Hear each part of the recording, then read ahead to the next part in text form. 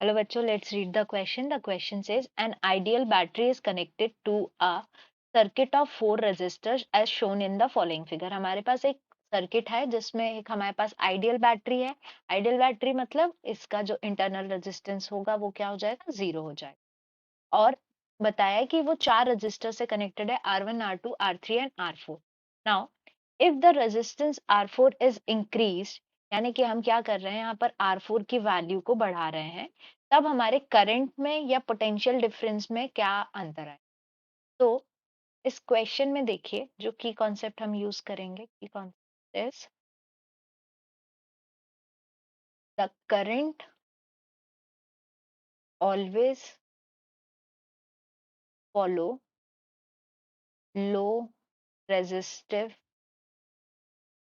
Path. इसका मतलब ये होता है कि करंट हमेशा लो रेजिस्टेंस पाथ से क्रॉस करता है. ठीक है, जहां मतलब जिस पाथ में उसको कम रेजिस्टेंस मिलता है वो उसको प्रेफर करता है.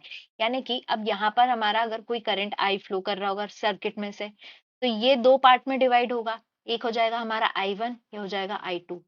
अब R2, R3 और R4 से हमारा सेम करंट फ्लो करेगा I2, क्योंकि ये सीरीज में है, और पैरेलल में R1 है तो R1 से हमारा I1 करंट फ्लो कर रहा है.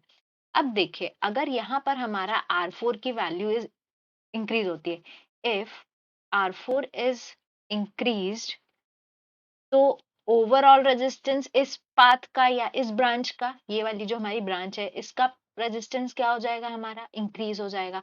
अब इस पैरेलल ब्रांच का रेजिस्टेंस अगर इंक्रीज हो रहा है तो करंट की वैल्यू क्या हो जाएगी, यहाँ पर यहाँ की वैल्यू कम हो जाएगी और R1 से ज्यादा करंट फ्लो करेगा, क्योंकि दोनों का टोटल तो हमारा सेम ही रहेगा.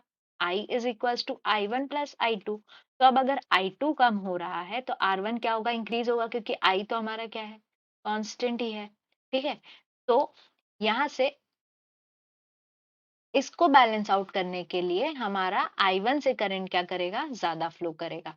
So the current through R1 decreases. तो ऑप्शन जो ए में बोल रहे हैं ये तो क्या हो गया, गलत हो गया. R1 में डिक्रीज नहीं होगा बल्कि इंक्रीज होगा.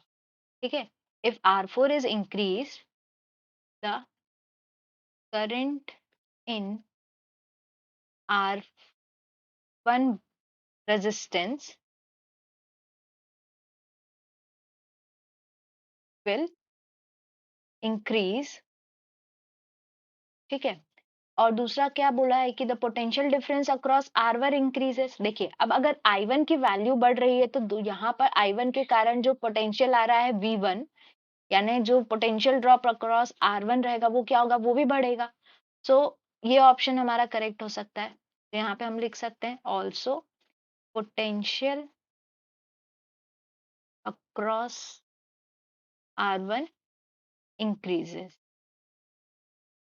पोटेंशियल ड्रॉप लिख देंगे यहाँ पर. Answer is option B. I hope you understood the question well. Best of luck.